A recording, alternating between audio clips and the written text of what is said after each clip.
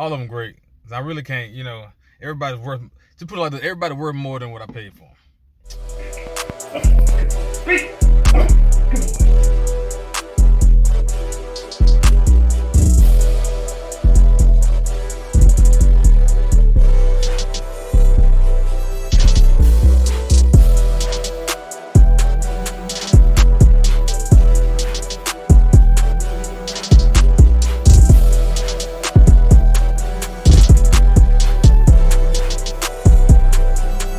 What's good, GSP fam?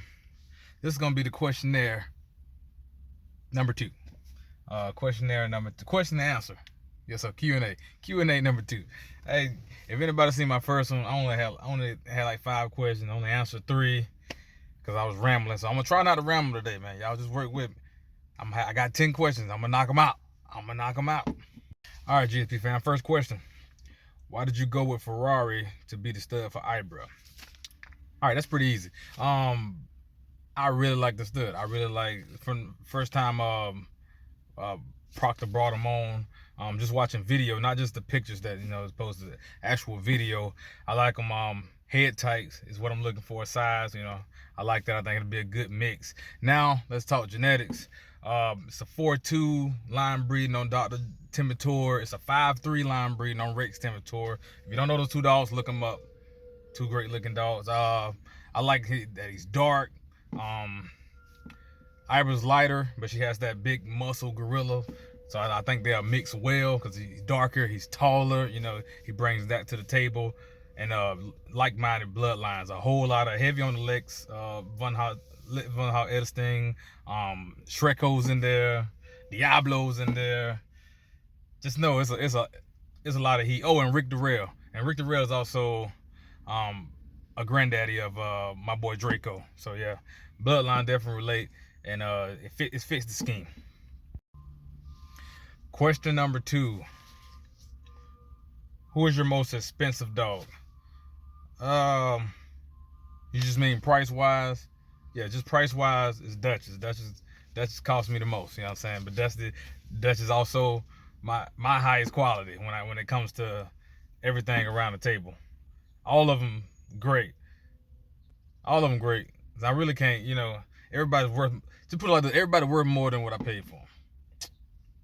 Question number 3: what is the hardest part about being a breeder? The hardest part about being a breeder is everybody doesn't do the same thing, and you're judged as a whole. Now, I'm out here, you know, I get dirty. I love these dogs. I have a certain vision, and I just don't like being compared, you know what I'm saying, or these breeders, or these Rottie breeders, or these breeders in South Carolina. I'm one-on-one. Compare me with myself. I'm working hard every day. And also, you know, it doesn't matter. At the end of the day, is what people pay for it. And I just want to make sure, that's why I started a YouTube page. I want to make sure people know what type of work I'm putting in, and how much I care about these dogs. Because people get a bad niche. Oh, they're trying to hustle. They're trying to make some money. No, I really love this, and I just try to, you know, paint that picture so you can know I really love this. I haven't made a dime off of dogs yet, y'all. Just been spinning. All right, question number 4: how much will it cost for your puppies? Write me. I'll let you know. You know, right now we're looking at what the Ibra and Ferrari breeding, if that's confirmed. And that'll be my 8 litter. Yeah, write me. Matter of fact, y'all make a comment. How much you think this litter and my litters going forward should be? What do you think is a fair price? Like, don't underbid me, but, you know, just don't overbid me either. You know what I'm saying? Put me in that range. I'm gonna let you know right now. I ain't letting you know anything. I want fresh comments. So if you got a range for me, just let me know what it is in the comments. All right. Question number 5: where do you see GSP Rotters in 5 years? I see GSP Rotters as a brand. I'm not just a breeder. I'm focused on the brand at all time, the super brand. Eventually, I want to be selling puppies with my name on the pedigree. You know what I'm saying? Something Von GSP, with something Von GSP, and I want that to mean something. So that's definitely the goal. The money's gonna come. You know, not really worried about that. My goal personally is that brand. And you guys on YouTube, definitely. So y'all make sure y'all tell a friend to subscribe, because I love this too. Question number 6: What does GSP stand for? Great question. Great question. A lot of stuff. The main thing is genes, structure, and pedigree, because that's what I want to stand on. You feel me? They say if you don't stand for something, you don't fall for anything. So genes, structure, and pedigree. Also, upstate South Carolina, it's the Greenville, Spartanburg area. So they call the area where I live GSP. Also, I like to have gold standard puppies. So I'm looking at these, I'm studying genetics, and it's not just for the adult dog. Of course, I want the adult dog to be great, but also I want my puppies to look great. I want my dog to be great looking from puppy to adult and so on. And that's not just looks either, that's temperament and everything. And that's basically what GSP stands for. Number 7, how many dogs are too many dogs? It depends on your workload, depends on how you do. You know, you got some of these people don't really do much with their dogs, so they can have a lot. You know, they just keep them in the kennel. I don't condone that at all. You know me, I train, I work my dogs. If I feel like I'm not enough for them, then that's too many. I have this number in my head. I'm not there yet, but it's not a lot. I always want to be small. I'm not trying to be a big, I think it's quality over quantity. I'm not trying to be the big one person that sell all these puppies. I'm trying to be, when you get a puppy from me, it means something, you know. Question number 8, is it better to import or to buy in USA?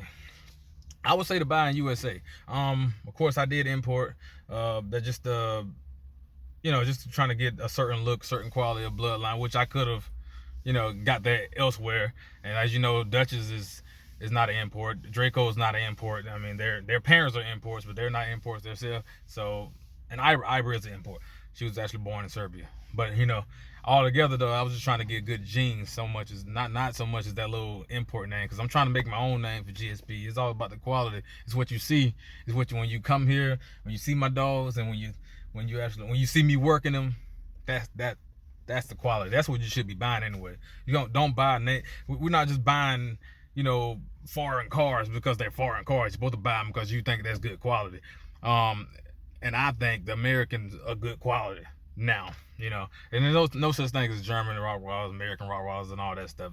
So that's not what I mean. I mean literally bloodlines, and birthplaces. So when I say American, I mean born here. So I'm talking about dogs born here. Now the bloodline can go anywhere. Championship bloodline is all over the world.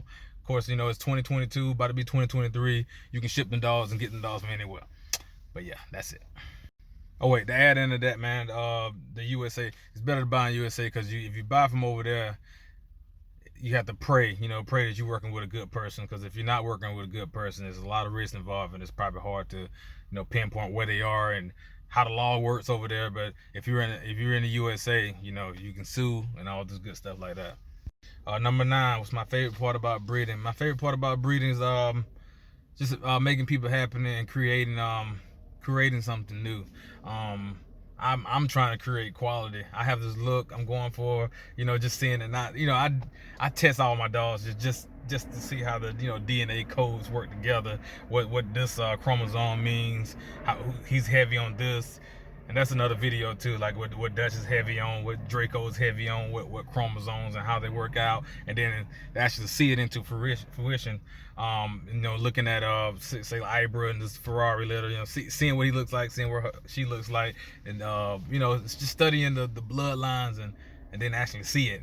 I think that'll be great, man. That's what I do. That's my favorite part about doing it. I feel like I should have been a scientist or something like that, y'all. No lie. Last question. How do you feel about health tests? Health tests are a good thing. There's nothing wrong with health tests. Now some people, they're gonna tell you to do this and this and this. I also think it's one of those things like, back in the days when they had people being doctors, they wouldn't allow you. At first, the first couple doctors, you became a doctor because you were apprenticed to a doctor and learned how to be a doctor. And then eventually, like, no, you got to have this type of education to be a doctor. And they're like, nah, they make it too easy. We don't want the broke people to be doctors. So they changed it more, and it was like, oh, you need this type of certification to be a doctor. And they put a money stamp on all that stuff. And that's kind of what they're doing with these health tests. Oh, you got to be 2, 3. I seen somebody say the dog had to be 2.5 years old and then start the health test and do certain tests. Make sure your dog's healthy, man. Definitely do the basics. Make sure your dog's healthy. And to each his own too. Also, because as long as you're doing something, to make sure, and then in your head you feel like you're being ethical, and your customers feel like you're being ethical, then you're fine. because like I said, I help test my dogs, but that is for me. It really, it's not for no, no thing. Oh, this is what I do. This is what. No, that's for me, because I study stuff like that. That's what I study, and I want the best of the best. But like I say, to each his own, man. I think the most important though, because really when you're buying as a customer, it's the risk involved, right? So the contracts is the most important part. The contracts with who's liable. Like I'm assuming you guys also meant like hips and elbows and heart and eyeballs and all that stuff. Hips and elbows, that's understandable. Most generic contracts do have the 1 year on the hip and elbows. Usually in about a year and a half, you can start to notice if something genetic is going on for hip and elbows. But you can get it anyway. It's not like it's super expensive if you're gonna be a breeder. So just to cross that whatever out, you can get it. But yeah, I mean, I understand both sides. No health tests are all like nothing, and like some of these people I don't think they take the dogs to the vet. They they do everything at home, and all the paperwork handwritten, and no vet experience, no vet involvement at all. That's a little sketchy. But like I say, and no contract. So when those situations, matter of fact, run away from that. You should definitely at least have a contract that has all the stuff in it. Some type of give backs, some type of give back. Now if a contract says full life health guarantee, that's a lie. That's a lie. It's some type of finagling going on where they trying to get over on you. They got some little extra thing in there that you didn't really see. So don't believe that lifetime health thing right there. But typical to 1 year. Some people do 2 years. That's fine. That's understandable. That's it, y'all. I'm not sure if y'all just gonna get this video plain, or I'm gonna be just throwing random videos over me talking just in case y'all don't want to see me. But either way, man, I think it was a great video, man. Y'all let me know what y'all think. Bow. Make sure you like, share, subscribe, all that good stuff. Most important, man, I want y'all to comment and like, and if you haven't subscribed.